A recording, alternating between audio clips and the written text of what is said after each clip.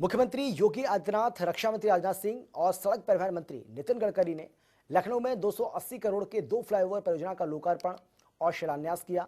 आपको बता दें कि 1.83 किलोमीटर लंबा और 4 लेन के फ्लाईओवर बनाने का काम पिछले कई महीनों से चल रहा था। इस फ्लाईओवर को 4 लेन बनाया गया है। इस दौरान रक्षा मंत्री राजनाथ सिंह ने कहा कि मेरे संसदीय क्षेत्र लखनऊ में ट्रैफिक जाम से मुक्ति हेतु पिछले कुछ सालों में कई फ्लाईओवर्स का निर्माण किया गया, जो कि एक अच्छी बात है। निर्माण कार्य भी प्रारंभ होगा। वैसे अब स्थापना इसकी हो गई है। यह रक्षा सामग्री निर्माण है, आवश्यक जो भी टेक्नोलॉजीज होती हैं उस दृष्टि से यह मार्गदर्शन करता है और रिसर्च सेंटर के रूप में भी काम करता है। और नौजवान जो स्टार्टअप से जुड़ना चाहते हैं, जो अनुसंधान कुछ करना चाहते हैं, ऐसे नौजवानों को के लिए भी यह काफी सुविधाजनक होगा। स्किल डेवलपमेंट की दृष्टि से भी यह ऑर्गेनाइजेशन नौजवानों का मार्गदर्शन करेगा। लखनऊ कानपुर डिफेंस कॉरिडोर को देखते हुए लखनऊ कानपुर एक्सप्रेस वे भावी विकास की धुरी बनकर उभरेगा और लखनऊ वासियों को बड़ी संख्या में रोजगार के अवसर उपलब्ध होंगे। और इसमें आपको जानकारी देना चाहता हूं, इसमें हमारे मुख्यमंत्री श्रीमान योगी आदित्यनाथ जी विशेष रुचि ले रहे हैं कि जल्दी से जल्दी अधिक से अधिक फैक्ट्रियां यहाँ पर आएं और यहाँ लग सकें। इस प्रकार बड़े पैमाने पर इंफ्रास्ट्रक्चर के विकास के साथ साथ ही 4G नेटवर्क डालने का कार्य भी तेजी से प्रारंभ हो गया है। मंत्री जी के मार्गदर्शन में आज प्रदेश के अंदर रोड कनेक्टिविटी में बहुत बेहतर कार्य हुआ है। इंटर स्टेट कनेक्टिविटी को 4 लेन के साथ जोड़ने में राज्य सरकार को मदद मिली है। हर जनपद मुख्यालय को 4 लेन से जोड़ने, तहसील और ब्लॉक मुख्यालयों को 2 लेन के साथ जोड़ने की कार्रवाई हमारी अंतिम चरणों में चल रही है। इसके साथ ही प्रदेश के अंदर 5 नए एक्सप्रेस वेज के निर्माण की कार्रवाई को राज्य सरकार तेजी के साथ आगे बढ़ा रही है। पूर्वांचल एक्सप्रेसवे निर्माण के अंतिम चरणों में चल रही है। बुंदेलखंड एक्सप्रेसवे का कार्य 50% से अधिक पूरा हो चुका है। गोरखपुर लिंक एक्सप्रेसवे और बलिया लिंक एक्सप्रेसवे के निर्माण कार्य को युद्ध स्तर पर राज्य सरकार आगे बढ़ा रही है। तो मेरठ से प्रयागराज के बीच एक नए एक्सप्रेसवे के लिए भूमि अधिग्रहण की कार्रवाई तेजी के साथ आगे बढ़ रही है। आत्मनिर्भर भारत में हिंदुस्तान की इकोनॉमी को $5 ट्रिलियन की इकोनॉमी बनाने का उन्होंने एक आह्वान, एक मिशन हम सबके सामने रखा है। और इस $5 ट्रिलियन की इकोनॉमी में 111 लाख करोड़ रुपए का इंफ्रास्ट्रक्चर हमें देश में बनाना है 5 साल के अंदर। और ये काम करने के लिए रोड सेक्टर की जिम्मेदारी भी मेरे ऊपर है। उत्तर प्रदेश के गन्ना मंत्री सुरेश राणा से हमारे संवाददाता ने खास बातचीत की। इस दौरान गन्ना मंत्री ने किसानों को लेकर और मुख्तार अंसारी को लेकर क्या कुछ कहा, जरा सुनिए आप। उत्तर प्रदेश में पंचायत चुनावों की शुरुआत हो चुकी है। इसके अलावा मुख्तार अंसारी का मुद्दा भी बहुत गर्म है। हमारे साथ उत्तर प्रदेश के गन्ना मंत्री सुरेश राणा जी हैं। सर, उत्तर प्रदेश में पंचायत चुनावों की तैयारी शुरू हो गई है, राजनीतिक दलों पर भारी भीड़ है टिकट लेने वालों के लिए, किस तरीके की तैयारियां हैं भाजपा की? देश के यशस्वी प्रधानमंत्री आदरणीय श्री नरेंद्र मोदी जी और उत्तर प्रदेश के यशस्वी मुख्यमंत्री योगी आदित्यनाथ जी का जो विकास का मॉडल है, उस विकास के मॉडल पर उत्तर प्रदेश की जनता ने लगातार मोहर लगाई है, मान्य मतदाताओं ने लगातार मोहर लगाई है। और मैं कह सकता हूं कि अंतिम छोर तक खड़े व्यक्ति तक जैसे आदरणीय मोदी जी और आदरणीय योगी जी की सरकार ने विकास पहुंचाया है, तो गांव की सरकार में भी बहुत उत्साह है। गांव की सरकार बनने वाली है, बहुत उत्साह है। और मैं कह सकता हूं कि एक तरफा मैं तो लगातार गांव देहात में घूमने वाला विधायक हूं, मंत्री हूं, लगातार लोगों के संपर्क में रहता हूं, लेकिन मैं कह सकता हूं कि भारतीय जनता पार्टी के नेतृत्व में चलने वाली केंद्र और प्रदेश की सरकार के प्रति लोगों में जो उल्लास है, जो उत्साह है, चाहे सड़क हो, बिजली हो, कानून व्यवस्था हो, किसानों के लिए चाहे गन्ने का भुगतान हो, चाहे धान खरीद हो, चाहे गेहूं खरीद हो, चाहे आलू खरीद हो, हर विषय पर सरकार ने ऐतिहासिक काम किया है। और इसलिए पंचायत चुनाव में भी एक तरफा जी, आप मुजफ्फरनगर से आते हैं और मुजफ्फरनगर पूरे देश का पॉलिटिकल नैरेटिव सेट करता है। अब की बार किसान नेता आप ही के सरकार के खिलाफ विरोध कर रहे हैं और लगातार कह रहे हैं कि गाँव में किसान रहते हैं और भाजपा को सबक सिखाएंगे। क्या कहेंगे राकेश टिकैत पर? मैं केवल इतना कहूंगा कि लगातार 6 वर्षों में देश के यशस्वी प्रधानमंत्री आदरणीय श्री नरेंद्र मोदी जी ने किसानों के हित में बड़े बड़े फैसले किए। वर्षों से हम सुनते थे एमएसपी लागू होनी चाहिए, तो एसपी लागू करने का काम किया तो आदरणीय नरेंद्र मोदी जी ने किया। एमएसपी पर खरीद करने का काम किया तो आदरणीय नरेंद्र मोदी जी ने किया। स्वामीनाथन जी की रिपोर्ट सिफारिशों को लागू करने का काम किया तो नरेंद्र मोदी जी ने किया। और कृषि सुधार विधेयक भी लेकर के आदरणीय मोदी जी किसान के हित में लाए हैं। लगातार किसानों के हित के फैसले केंद्र की और प्रदेश की सरकार मिलकर के ले रही है और मैं समझता हूँ वो सारे फैसलों का लाभ किसानों तक पहुंच रहा है। इसलिए मजबूती के साथ किसान देश में भी और प्रदेश में भी भारतीय जनता पार्टी के साथ खड़ा हुआ है। सर, मुख्तार अंसारी को पंजाब की सरकार लगातार बचा रही है। अब तो पूरी बातें सामने आ गई कि मुख्तार अंसारी के लोग एम्बुलेंस चलाते हैं, उत्तर प्रदेश की एम्बुलेंस जाती है।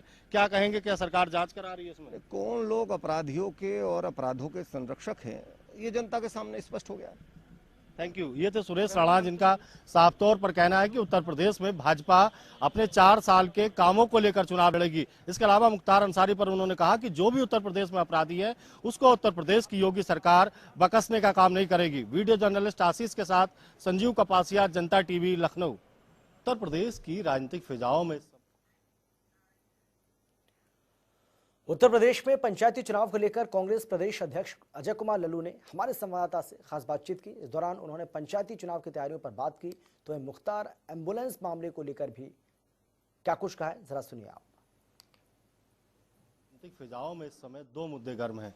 उत्तर प्रदेश में पंचायत चुनाव में तेजी है, जबकि दूसरी ओर मुख्तार अंसारी का मामला गर्म है। हमारे साथ उत्तर प्रदेश कांग्रेस के अध्यक्ष अजय कुमार लल्लू जी हैं। सर, पंचायतों में क्या तैयारी है कांग्रेस की? फोकस है कि अब की बार युवाओं को टिकट देंगे आप? देखिए, उत्तर प्रदेश में पंचायत चुनाव मजबूती के साथ कांग्रेस पार्टी लड़ेगी।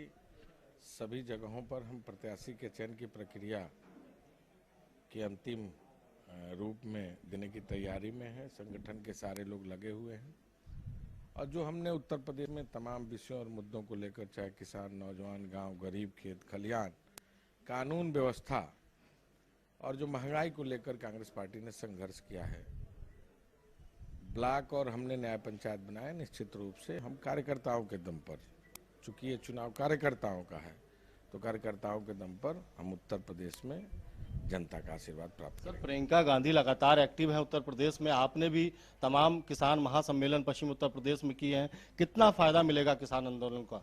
देखिए, किसी काम को करने के बाद उसके फायदे के बारे में सोचना मुझे लगता है बेमानी है। हाँ, ये जरूर है, हमने मेहनत किया है, परिश्रम किया है, तय तो जनता को करना है और हमें भरोसा है जनता हमारे साथ न्याय करेगी। सर, अमूमन प्रियंका गांधी के जो महासभाएं होती हैं उसमें भीड़ तो आती है, लेकिन वोट में कन्वर्ट नहीं हो पाती। अभी तो हुआ है, चुनाव आने दीजिए तब नतीजा तय करिएगा। और जिस उत्साह के साथ लोगों का जन समर्थन मिल रहा है, किसान जो देश का भगवान है, उनके मुद्दे पर जो कांग्रेस पार्टी आदरणीय प्रियंका गांधी के नेतृत्व में लड़ाई लड़ रही है, भरोसा है कि जनता का। उत्तर प्रदेश की भाजपा के तमाम बड़े लीडर, सर, उत्तर प्रदेश की सरकार आपकी पंजाब सरकार पर मुख्तार अंसारी को बचाने का आरोप लगा रही है। उनका साफ तौर पर कहना है कि कांग्रेस के राज में अपराधी फलते फूलते हैं। मैं समझता हूं कि कोई भी व्यक्ति जेल में होगा, जेल के बाहर होगा, इसका निर्णय लेना न्यायालय का काम है और न्यायालय कानून के आधार पर चलता है। न्यायालय को निर्णय लेना है कि वो कौन अपराधी कहां रहेगा। इसमें किसी सरकारों के देख रेख में किसी को ना किसी को बंद किया जा सकता, ना किसी के खिलाफ कोई कार्रवाई हो सकती है। मुकदमा लिखा जा सकता है, लेकिन कौन आदमी जेल में रहेगा ये काम न्यायालय तय करेगा। तो मुख्तार से जुड़ा एक मुद्दा बहुत तेजी के साथ गर्म है, एम्बुलेंस का मामला। उत्तर प्रदेश की एक एम्बुलेंस पंजाब पहुंचती है, मुख्तार के गुर्गे उसको संचालित करते हैं। क्या प्रदेश सरकार का फेलियर नहीं है ये? वो एम्बुलेंस किसका था, कौन संचालित कर रहा था, सारी चीजें स्पष्ट हो चुकी हैं। अब मुख्यमंत्री को और भारतीय जनता पार्टी की सरकार को बताना है कि उस एम्बुलेंस जिसके नाम से है, सरकार क्या कार्रवाई कर रही है। बिल्कुल, ये थे अजय कुमार लल्लू जी, जिन्होंने कांग्रेस के लिए उत्तर प्रदेश में खूब पसीना बहाया है। पश्चिम उत्तर प्रदेश से लेकर पूर्वांचल तक की खाक पूरे 2 या 3 महीनों में छानी है, लेकिन पंचायत चुनावों में किस तरीके का लाभ कांग्रेस को मिलेगा, ये देखने वाली बात होगी। वीडियो जर्नलिस्ट आशीष के साथ संजीव कपासिया, जनता टीवी, लखनऊ। उत्तर प्रदेश की राजनीति के साथ ही अपराध जगत में इन दिनों बेहद चर्चित नाम मुख्तार अंसारी को लेकर बड़ी खबर प्रयागराज से है, जहां एमपी एमएलए कोर्ट में मुख्तार अंसारी के खिलाफ मामला सुनवाई के दौर में है। प्रयागराज की एमपी एमएलए कोर्ट में मुख्तार अंसारी को पंजाब के रोपड़ जेल से उत्तर प्रदेश में शिफ्ट करने का आदेश जारी किया गया है। मऊ के मोहम्मदाबाद से बहुजन समाज पार्टी से विधायक बाहुबली मुख्तार अंसारी को बांदा जेल शिफ्ट करने के आदेश की कॉपी प्रयागराज की स्पेशल कोर्ट पहुंच चुकी है। आपको बता दें कि उत्तर प्रदेश के बाहुबली मुख्तार अंसारी को बड़ा झटका लगा है। पंजाब की मोहाली कोर्ट ने मुख्तार के उन दावों को खारिज कर दिया जिसमें मुख्तार ने अपनी खराब सेहत का हवाला दिया था। अदालत ने मुख्तार अंसारी की उस मांग को भी खारिज कर दिया जिसमें उसने अपने लिए मेडिकल बोर्ड के गठन की मांग की थी। कोर्ट ने कहा है कि मुख्तार अंसारी को सुप्रीम कोर्ट ने पंजाब की जेल से उत्तर प्रदेश में भेजने का निर्देश दिया है और मुख्तार उत्तर प्रदेश में जाने से बचने के लिए हर तरह के हथकंडे अपना रहा है। कोर्ट ने मुख्तार को 12 अप्रैल के दिन उत्तर प्रदेश की जेल से ही वीडियो कॉन्फ्रेंसिंग के जरिए रंगदारी के एक मामले में पेश होने के लिए कहा।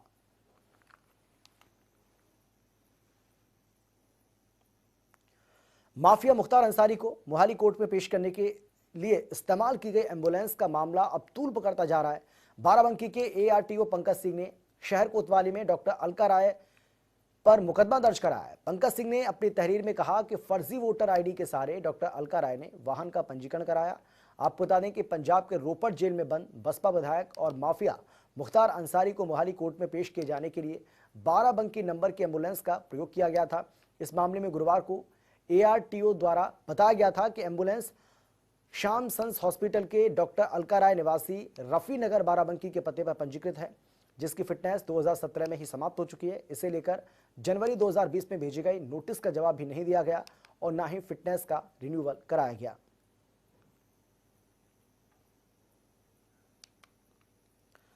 वैश्विक महामारी कोरोना वायरस का संक्रमण एक बार फिर से गति पकड़ रहा है।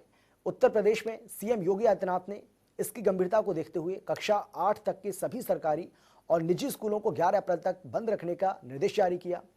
सीएम योगी ने अपने सरकारी आवास पर कोर टीम के साथ कोरोना वायरस संक्रमण को लेकर उच्च स्तरीय बैठक की।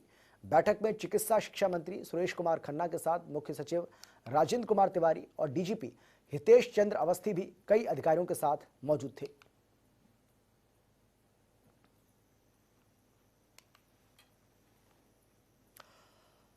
अभी जिंदगी पटरी पर आई भी नहीं थी कि उससे पहले ही एक बार फिर कोरोना की दस्तक ने हिलाकर रख दिया है। पर्यटन नगरी आगरा में भी वैश्विक महामारी के बढ़ते आंकड़े अभी से डराने लगे हैं, तो वहीं ताज का दीदार करने पहुंच रहे पर्यटक भी बेपरवाह दिखाई दे रहे हैं। आपको बता दें कि आगरा में दक्षिण अफ्रीका स्ट्रेन मिलने से प्रशासन में हड़कंप मचा हुआ है। इसके बावजूद प्रशासन अभी भी लापरवाह दिखाई दे रहा है। पुरातत्व सर्वेक्षण विभाग की ओर से न सैनिटाइजेशन की कोई व्यवस्था है और न ही RT-PCR जांच का कोई इंतजाम है। अगर पर्यटकों में कोविड संक्रमित सैलानी पहुंच रहे हैं तो एक ताज नगरी में एक बार फिर से हालात बेकाबू हो सकते हैं। कोविड के जो आंकड़े बढ़ रहे हैं, अभी 21 थे, कल कुछ कम हुए हैं, तो कोविड का जो प्रोटोकॉल है फॉलो किया जाएगा और सख्ती की जाएगी कि ताकि जो है यहाँ पर केसेस जो है न बढ़े और संक्रमण न फैले। पंचायत चुनाव के दृष्टिगत भी जो हमारे चुनाव आयोग से कोविड के जो प्रोटोकॉल के जो गाइडलाइन आई है उसके तहत जो है चुनाव कराए जाएंगे और प्रोटोकॉल का जो है पालन कराया जाएगा। नहीं, ये तो उत्तर प्रदेश का जो गवर्नमेंट का जो प्रोटोकॉल आएगा उसको पूरा फॉलो कराया जाएगा। देखिए, रेलवे जब से लॉकडाउन लगा था और उस समय से लेकर आज तक रेलवे कोरोना के मामले में हमेशा से सीरियस रहा था और आज भी सीरियस है। आप देखे होंगे कि अभी भी हमारे गाड़ियों में जो लीलन सप्लाई होता था, जैसे कि ये चादर, तकिए वगैरह, ये सब जो भी चीज़ें थी वो हम लोगों ने अभी तक प्रोवाइड किया है, अभी भी वैसे ही चल रहा है। तो ये कोरोना से बचाव के दृष्टि में ही इसको रोका गया है। सर, आपने मास्क नहीं लगा रखा है? मास्क है। आप तो रेलवे से हैं, हाँ। तो मास्क नहीं लगा रखा है? सर हटा दिया था अभी। राज्य सरकार, केंद्र सरकार नहीं, बाहर स्टेशन से बाहर लगा। आपको कदम है कोविड के लिए जी लगा दिया। जागरूक कर रहा है, क्यों नहीं कर रहे? चल लगा लिया सर, कोई दिक्कत नहीं। अब परिवार की चिंता नहीं है? नहीं चिंता है सर, क्यों नहीं? रेलवे परिवार की चिंता नहीं है? नहीं चिंता है सर। नहीं, फिर क्यों नहीं कर रहे? नहीं लगाए सर। यूपी में गांव की सरकार के चुनाव में सुप्रीम कोर्ट के किसी भी प्रकार के हस्तक्षेप से इनकार करने के बाद अब इलाहाबाद हाईकोर्ट ने भी आरक्षण को लेकर दाखिल याचिका को खारिज कर दिया। प्रदेश में 15 अप्रैल से 4 चरण में त्रिस्तरीय पंचायत चुनाव होने। आपको बता दें कि याचिका में कहा गया था कि गोरखपुर जिले में कोई भी अनुसूचित जनजाति का व्यक्ति नहीं है। इसके बावजूद सरकार ने 26 मार्च 2021 को जारी आरक्षण सूची में चावरिया बुजुर्ग, चावरिया खुर्द और महावर कोल ग्राम सभा सीट को आरक्षित घोषित कर दिया था, जो कि संविधान के उपबंधों का खुला उल्लंघन है।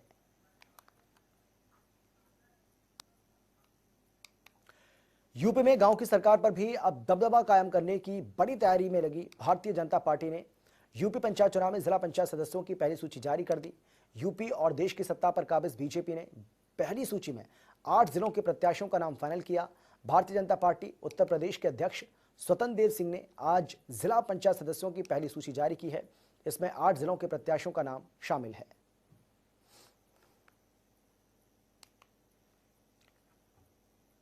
उत्तर प्रदेश के त्रिस्तरीय पंचायती चुनाव को लेकर महोबा जिला प्रशासन ने तैयारियां पूरी कर ली हैं। जिले के सभी ब्लॉकों से नामांकन पत्रों की बिक्री की जा रही है।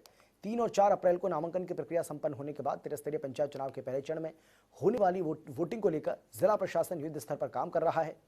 जिला मजिस्ट्रेट और पुलिस अधीक्षक ने स्ट्रांग रूम का निरीक्षण किया और संबंधित अधिकारियों को सख्त दिशा निर्देश देते हुए कहा कि व्यवस्था पूरी तरह से सुव्यवस्थित रहनी चाहिए। किसी भी तरह की लापरवाही को माफ नहीं किया जाएगा। जहाँ तक लॉ एंड ऑर्डर की बात है, 107-16 की कार्रवाई में पाबंद किए जा रहे हैं। लोगों के जो आम लाइसेंसेज हैं उसको निरस्त किया जा रहा है। जो ऐसे तत्व हैं जिनको कि अपने ज़िले में नहीं रहना चाहिए, अगर सुचारू रूप से करवाना है इलेक्शन को, तो उनको गुंडा के तहत कार्रवाई करते हुए जिला बदर किया जा रहा है। तो हर प्रकार की कार्रवाई की जा रही है। देखिए, कुल मिला के करीब 40 लोग ऐसे हैं जिनके की लाइसेंस निरस्त कर उनका कार्रवाई की गई है। अन्य और भी लोग इस तरह के चिन्हित किए जा रहे हैं जिनके पास शस्त्र लाइसेंस होने के बावजूद वो आपराधिक कार्यों में जो है संलिप्त रहे हैं। उनके खिलाफ भी इसी प्रकार कार्रवाई की जाएगी और किसी भी आपराधिक प्रवृत्ति के आदमी के साथ जो है किसी प्रकार का आर्म्स लाइसेंस नहीं रहने दिया। मथुरा में भगवान श्री कृष्ण के जन्मस्थान कृष्ण जन्मभूमि के जमीन विवाद को लेकर रोजाना नए मामले सामने आ रहे हैं। हिंदू महासभा ने मथुरा कोर्ट में अपनी गुहार लगाई है, जिसमें उन्होंने जिला प्रशासन को ज्ञापन के माध्यम से कृष्ण जन्मभूमि के सबूतों को नष्ट नहीं किए जाने के लिए शाही ईदगाह मस्जिद पर निगरानी रखे जाने की मांग की है। आपको बता दें कि श्री कृष्ण जन्मभूमि के 1337 एकड़ जमीन के कब्जे को मुक्त कराए जाने के लिए कई लोगों और संगठनों ने कोर्ट में अपनी याचिका दाखिल कर मंदिर के भव्य निर्माण की मांग की है। अखिल भारत हिंदू महासभा जिला अध्यक्ष छाया गौतम, हम लोगों ने याचिका लगाई थी। वो 26 फरवरी को कोर्ट ने स्वीकार कर ली है हमारी फाइल। आज हमारी तारीख है। हम यहाँ ज्ञापन देने आए हैं। जो ईदगाह में, शाही ईदगाह में हमारे साक्ष्य मौजूद हैं, वहाँ जो चिन्ह मौजूद हैं, उनसे छेड़खानी ना की जाए, उनसे छेड़छाड़ ना की जाए। प्रशासनिक अधिकारियों की ये जिम्मेदारी है कि उसकी सुरक्षा की जाए। उनकी सुरक्षित कैसे भी की जाए, ये इनका खुद का नज़रिया है, लेकिन हम चाहते हैं कि हमारे किसी भी साक्ष्य के साथ कोई छेड़खानी ना की जाए। महाराजगंज जिले के सुधारपुर पकड़ी गांव के बगीचे में पेड़ से लटका शव मिला, जिसके बाद क्षेत्र में हड़कंप मच गया। घटना की सूचना मिलते ही पुलिस ने शव को कब्जे में लेकर पोस्टमार्टम के लिए भेज दिया और जांच भी शुरू कर दी।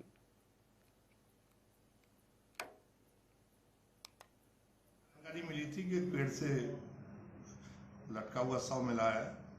मौके पर जाकर देखा गया है तो ये प्रथम दृष्टया जो है आत्महत्या का प्रकरण प्रतीत होता है। शव की शिनाख्त हो गई है। थाना फरंदा क्षेत्र का रहने वाला है। मृत्यु का सही कारण जानने के लिए पंचायतनामा की कार्रवाई करके शव को पीएम के लिए भेजा जा रहा है।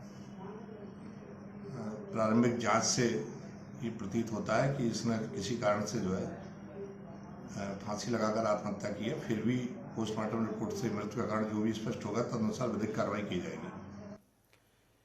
यूपी में जिन अस्पतालों में मरीजों की भीड़ लगी रहती थी, वहीं अब कोरोना के चलते केजीएमयू में हर ओपीडी में 75 मरीज ही देखे जा सकेंगे, जिसमें से 25 नए और 50 पुराने मरीजों को देख पाएंगे।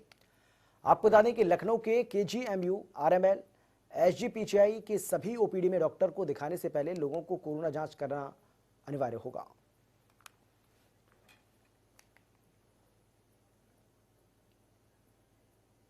देखिए, सबसे पहले तो ये बताएंगे कि आप लोग बिल्कुल समस्त लोग निश्चिंत रहें। जो राज्य सरकार है उसकी अपनी तरफ से पूरी की पूरी तैयारियां हैं और इस बार हम लोगों के पास में सबक और अनुभव दोनों ही उपलब्ध हैं। तो जो हमारी जो कोविड से निपटने की तैयारी, यहाँ पे आप लोगों ने पिछली बार देखा कि केवल मात्र कुछ ही दिनों में राज्य सरकार द्वारा एक डेडिकेटेड कोविड अस्पताल 504 बेड का तैयार कर दिया गया था।